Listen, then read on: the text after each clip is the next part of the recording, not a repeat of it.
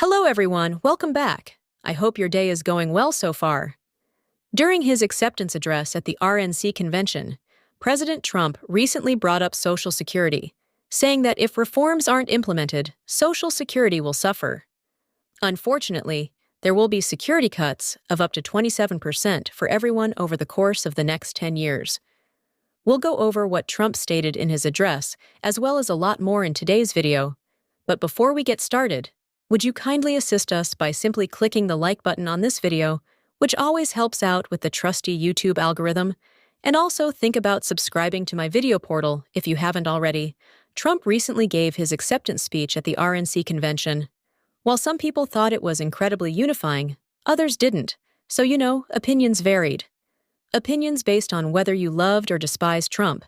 But throughout his speech, he did mention a few things that are obviously related to the border, the economy, inflation, and everything else.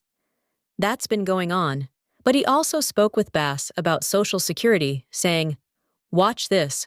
I'm going to protect Medicare and Social Security. Democrats will demolish Medicare and Social Security." He claims that the Democrats as a whole, not just Joe Biden in particular, because he didn't mention Biden's name throughout the address. This was predicted, of course, as many people are wondering if Biden is going to ultimately withdraw from the race, whether it's this weekend, next week, or the week after that. Biden is under intense pressure from Democrats to do so. In the later portions of today's film, we will discuss race. Naturally, Trump has promised on his behalf to keep Social Security and Medicare intact, stating that he won't be hiking the full retirement age and promising not to reduce benefits. But overall, they don't seem to have a plan to change Social Security. They also don't seem to have any intention to take any action, and naturally, if you do nothing, there will be some reductions in the coming 10 years, reaching a maximum of 27%. As of late, Joe Biden he stated he watched Trump's address and had this response to it on X, claiming that Donald claimed he would, quote, protect him. He said he got COVID, so he's been stuck at home. Social Security and Medicare. "This is a flat-out lie, folks," he declared. Every year that he was in office, Trump proposed cutting Social Security and Medicare, and he will do it again. Kla Harris, speaking for her, also had an answer. She stated that she had heard last night that Donald Trump is fighting for senior citizens. How can one argue that one is fighting for seniors when one plans to slash vital programs like Social Security and Medicare? One thing is certain for a large number of our elderly. Joe Biden and I will always defend Social Security and Medicare. Naturally, both parties are claiming that they will be the ones to be safeguarding Medicare and Social Security, which we have saw for 4 years under Trump and nearly 4 years under Biden.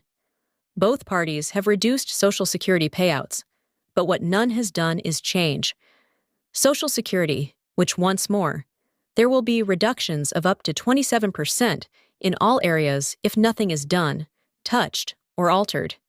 Because the reality is that there aren't enough young people working and contributing to the system at this time to guarantee that the trust fund will have enough daily revenue to support everyone receiving Social Security benefits. When that day arrives, perhaps in 2033 or 2034, they will need to reduce benefits in order to ensure that everyone is able to get 100% of their benefit.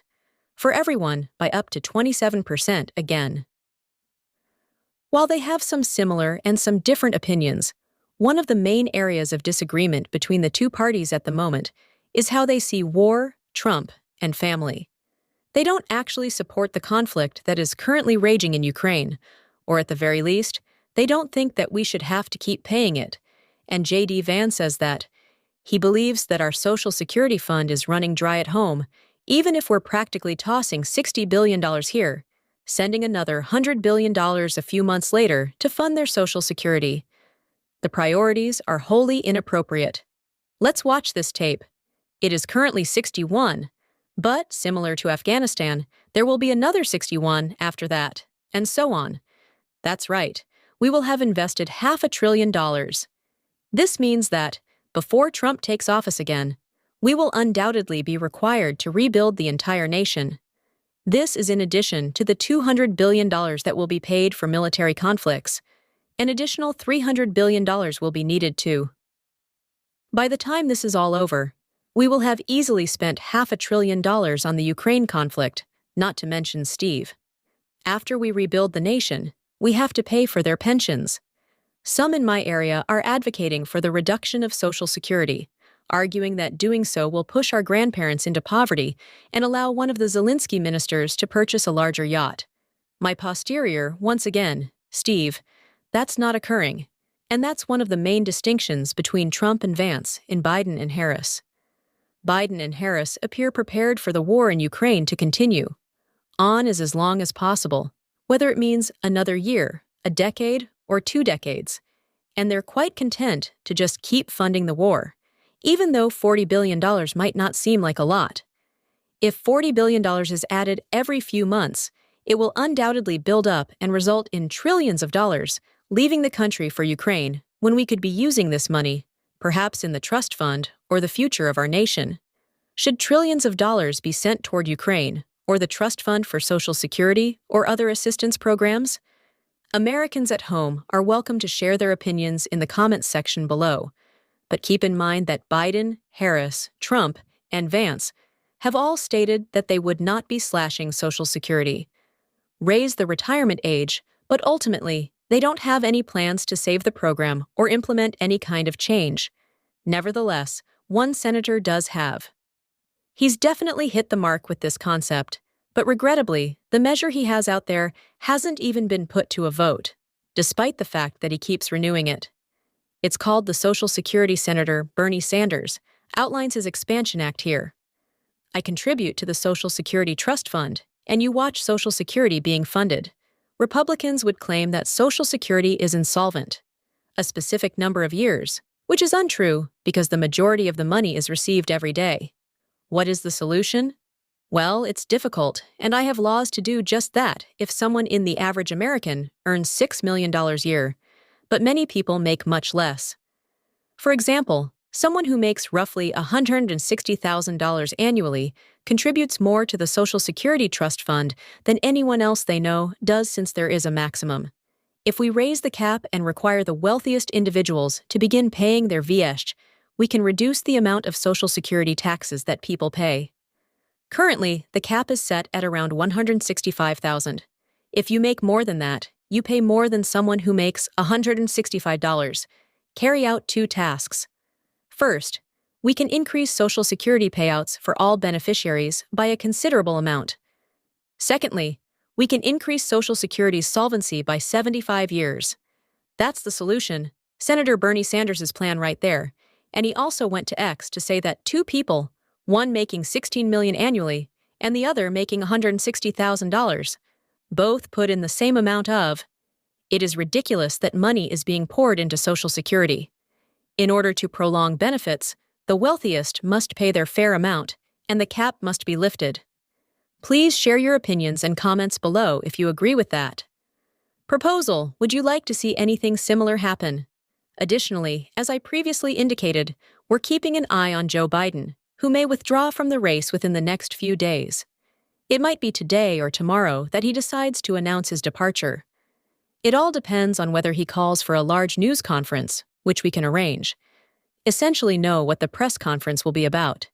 He won't announce at a large press conference that he's staying in the race. Instead, he will only, if he makes a major announcement, it's a guarantee that he will be withdrawing from the race, rather than making any sort of dramatic announcement suggesting he will stay in the race, and that he may be supporting Kamala Harris or anyone they choose to run in his stead. However, as of Sunday night, Fox News reported that the Biden team maintains that he is still in the contest despite growing calls from Democrats for him to withdraw. And once more, he is currently at home with Co. I believe he is likely giving this a lot of thought because he is clearly under a lot of pressure. The head of the household Democratic leaders include the Senate Democratic leaders as well as outsiders like Obama and his team, who seem to be pressuring him to withdraw from the campaign despite their statements that they support him. As far as I can tell, if you're a Democrat, the consensus at this point seems to be that Kamala Harris will be his replacement. You know, they're really pressuring him to withdraw from the campaign. It's a slap in the face that they're just going to let voters choose Joe Biden at the polls and conduct this primary. This is exactly what Democratic voters want. Biden. Joe Democrats could have done anything else with their leisure, but instead, they chose to vote for Joe Biden by taking time out of their day to visit the polls and cast their ballots.